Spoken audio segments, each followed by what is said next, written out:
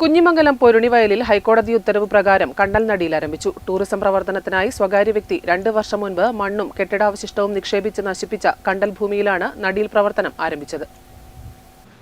കേരളത്തിൽ ഏറ്റവും കൂടുതൽ കണ്ടൽ വനഭൂമിയുള്ള കുഞ്ഞിമംഗലത്ത് 2023 നടന്ന നിയമവിരുദ്ധമായ കണ്ടൽ നശീകരണ പ്രവൃത്തി പരിസ്ഥിതി പ്രവർത്തകനായ പി രാജന്റെ നേതൃത്വത്തിൽ കുഞ്ഞിമംഗലത്ത് പ്രവർത്തിക്കുന്ന തീരദേശ സംരക്ഷണ സമിതി ശക്തമായി പ്രതിരോധിക്കുകയും നിയമ നടപടിയിലേക്ക് കടക്കുകയും ചെയ്തു.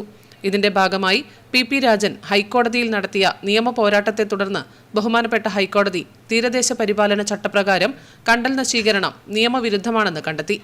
2025 ഒക്ടോബർ 13 വന്ന കോടതിയുടെ അന്തിമ വിധി പ്രകാരം കണ്ടൽ വനഭൂമിയിൽ നിക്ഷേപിച്ച മണ്ണും കെട്ടിടാവശിഷ്ടങ്ങളും പൂർണ്ണമായും നീക്കം ചെയ്യാനും നശിപ്പിക്കപ്പെട്ട കണ്ടൽ ചെടിയുടെ 3 ഇരട്ടി നട്ടുപിടിപ്പിക്കാനും ഉത്തരവായി.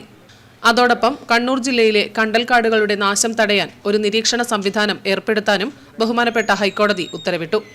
കണ്ടൽ ഭൂമിയിൽ നിന്നും മണ്ണും മറ്റ് അവശിഷ്ടങ്ങളും നീക്കാനും കണ്ടൽ നട്ടുപിടിപ്പിക്കാനുമുള്ള ചിലവുകൾ പൂർണ്ണമായും ഭൂവുടമകളിൽ നിന്ന് ഈടാക്കുവാനും കോടതി ഉത്തരവിട്ടിരുന്നു.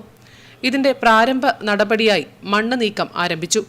അതിന്റെ തുടർച്ചയായി കണ്ടൽ നടിയിൽ പ്രവർത്തനം 2025 ഡിസംബർ 19 ആരംഭിച്ചു. Social forestry department range officer Shabna സിയെ നേതൃത്വം നൽകി.